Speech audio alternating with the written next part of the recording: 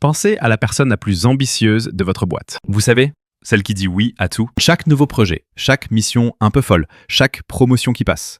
Elle a le titre qui en jette, le salaire qui impressionne pendant les dîners. Elle fait tout ce qu'on attend d'elle. Mais est-ce qu'elle a l'air vraiment, sincèrement heureuse? Pas le reconnaissant pour cette nouvelle opportunité, sous la photo de l'anniversaire pro. Vraiment heureuse. Parce qu'il y a une version de cette personne, et peut-être que c'est vous, qui rentre chez elle à 19h45, avale un truc, debout, au-dessus de l'évier, parce que s'asseoir demanderait trop d'énergie.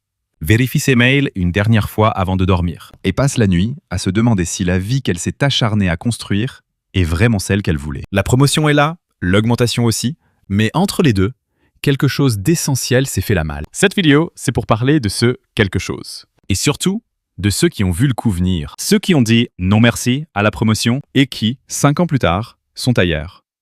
Dans un meilleur endroit. Plus riche. Un endroit que vos parents auront du mal à comprendre, mais qui saute aux yeux quand on pose des chiffres. En 2021, on m'a proposé un poste de directeur marketing à 110 000 € par an. J'ai refusé. Mes collègues ont cru que j'avais perdu la tête. Aujourd'hui, mon revenu annuel est de 150 000 €, soit presque 40% de plus que ce que j'aurais gagné. Dans cette vidéo, je ne vais pas juste vous raconter mon histoire. Je vais vous montrer le calcul exact, le raisonnement qui m'a fait refuser une augmentation pour devenir bien plus riche. Et je vais vous expliquer pourquoi, en 2026, accepter une promotion en management pourrait être le plus grand risque de votre carrière. Avant de continuer, abonne-toi à la chaîne et lâche un petit pouce bleu si tu veux du contenu finance comme celui-ci chaque semaine. Et dis-moi en commentaire, tu accepterais une promotion à 30 000 € de plus si elle te coûtait 15 heures par semaine? Avant de plonger dans les chiffres, soyons clairs. Le but n'est pas de vous dire d'arrêter d'être ambitieux. C'est de faire un bilan honnête de ce qu'une promotion vous rapporte vraiment versus ce qu'elle vous coûte. Parce que la plupart des gens s'arrêtent au salaire. Et le salaire, croyez-moi, c'est la partie la moins intéressante. Commençons par la base. Vous passez de 80 000 à 110 000 €. Une augmentation de 30 000 €. Ça sonne bien. Ça valide l'ego. Ça mérite un bon resto. Mais voilà ce qui se passe réellement. En France, avec le système d'imposition par tranche, une bonne partie de cette augmentation est taxée lourdement. Ajoutez les prélèvements sociaux et sur vos 30 000 € bruts, il ne vous reste peut-être que 20 000 € net dans la poche. Mais le pire n'est même pas là. Le pire, ça s'appelle l'inflation du mode de vie.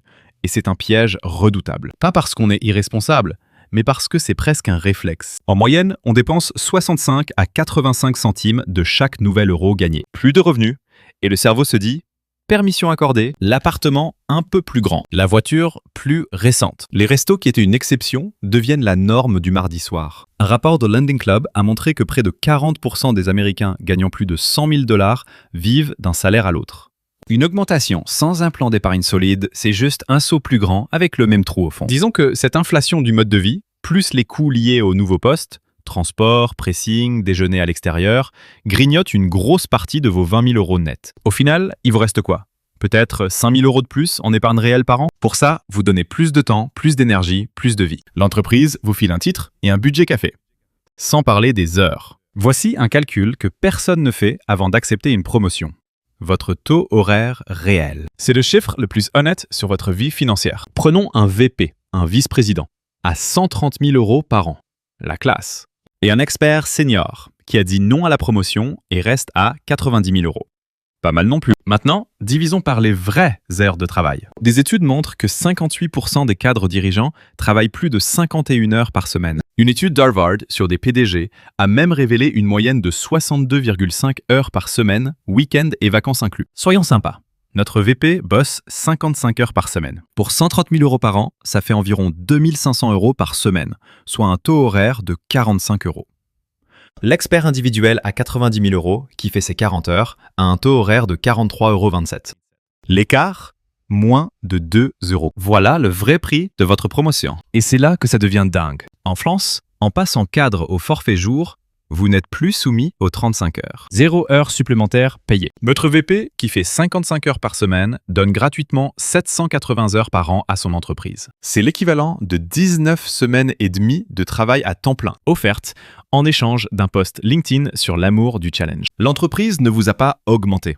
Elle a racheté votre vie à prix cassé. Maintenant, calculons ce que vous pourriez faire avec ces 15 à 20 heures par semaine que le VP cède gratuitement. On ne parle pas de monter une licorne ou de parier sur les cryptos. On parle de choses solides. Freelance, consulting, création de contenu, e-commerce. En moyenne, une activité secondaire rapporte entre 885 et 1215 $ par mois aux États-Unis. Disons que vous êtes bon et que vous générez 1500 € par mois avec cette activité et que vous placez cet argent sur un indice boursier comme le S&P 500 qui a un rendement historique moyen de 10% par an. En 10 ans, c'est plus de 300 000 €. En 20 ans, c'est 1 375 000 €. Voilà le coût d'opportunité de ces heures. 1 million et des poussières. Pendant que le VP présente des slides qui auraient pu être un simple email. L'expert qui fait ses 40 heures et développe son projet à côté ne gagne pas moins en finale. Il construit plus. Ça ne se voit juste pas sur sa carte de visite. Prenons un cas concret. À 38 ans, Blake a accepté toutes les promotions. Il est directeur, il gagne 145 000 €. Il a réussi, non? Il est 18h52, il est encore au bureau. Restructuration. Son boss veut une présentation pour demain. Un de ses collaborateurs est en difficulté. Il a 47 messages Slack non lus. Il rentrera à 20h30, les enfants seront couchés, il mangera un truc froid dans la cuisine et mettra son réveil à 6h15. Son prêt immobilier de 520 000 € le tient en otage. Ses 2 voitures en leasing, pareil. L'école privée, parce que c'est ce qu'on attend à son niveau, pareil. Son plan épargne retraite, 87 000 €. Pas mal.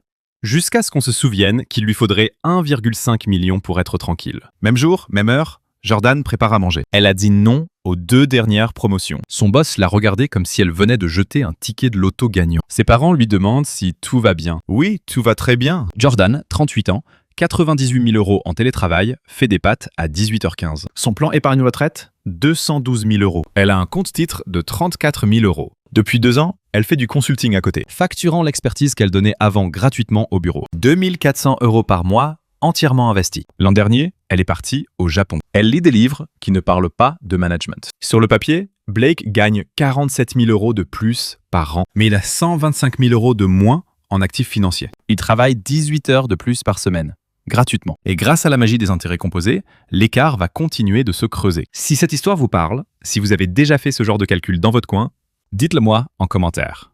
Avez-vous déjà refusé une promotion ou, au contraire, regrettez d'en avoir accepté une? Partagez votre expérience. Ce que personne dans votre entreprise ne vous dira jamais. Le système de promotion n'est pas là pour vous enrichir. Il est là pour rendre l'entreprise plus productive. C'est ce qu'on appelle la théorie des tournois en économie. Votre carrière est une course où le but n'est pas que tout le monde gagne. Le titre de VP, le bureau d'angle, c'est juste la carotte pour que les 95% qui ne l'auront jamais continuent de courir. Et le jeu se corse. On voit de plus en plus de promotions sèches. Un nouveau titre, plus de responsabilités, mais 0 augmentation. Des études montrent que cette pratique a touché plus de 13% des promotions en 2024 contre 8% en 2018.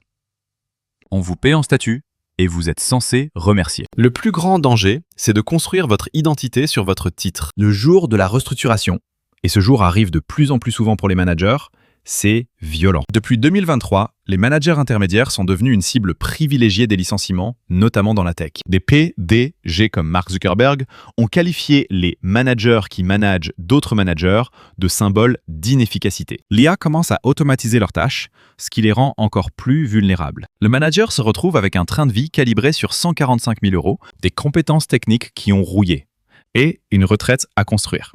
L'expert, lui, a des compétences à jour, une source de revenus annexe et des finances saines. Il a des options. C'est le phénomène des menottes dorées.